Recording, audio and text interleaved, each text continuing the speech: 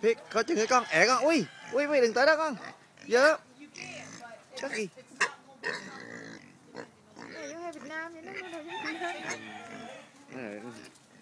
Dơ hả?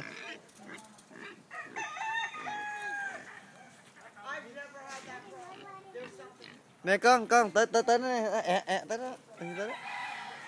Nè con thấy này. Orange rabbit. À, thấy rabbit không? Đó, rabbit đâu? Đó. Rabbit. Rabbit, yeah. Hai rabbit. Nó cắn con. Nó đừng nổ nó. Nó cắn con nha. Hi. Rabbit. Heo mòi hả mẹ? Ẻ con, đừng tới đó con. Đợi gân mẹ. Giờ con.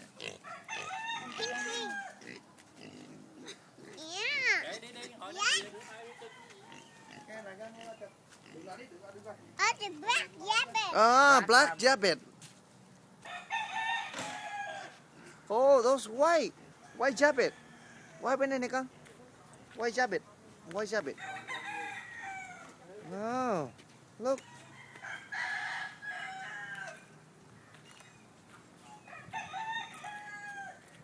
See? Wow, they're big. Look. Hi. Nó cắn con á, nó cắn con, nó bay á. Nó bay. Eat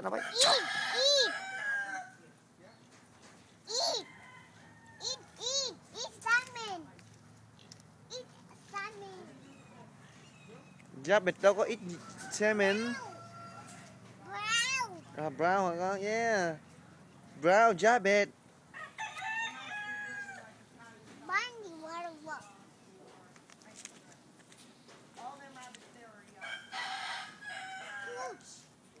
What around the poop? Oh, I see some baby. Có dùng thấy baby không? Muốn thấy baby rabbit không? Qua đây ba chị baby rabbit cho nè. Baby. Wow, look at baby. See? Very small.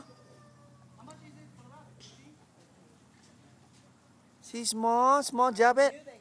What one around the rabbit? Yeah. Small rabbit. Hi, rabbit. Hi.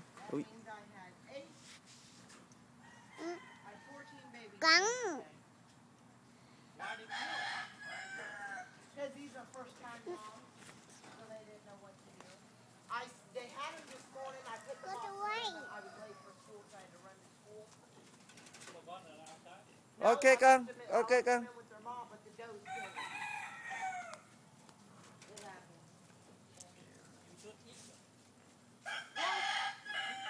Eat something that big. What are you going to do? Fry it up? Oh no, not when I pay $50 and $40 a piece. No, I'll wait till their second batch of babies. If they kill them then I will take their third batch of babies and give them to other rabbits. Why didn't you do it the first time then? Why do you have to wait till the third time? Because the second time, if they kill them again the second time, Pink. then I know they Oink, will not. oink.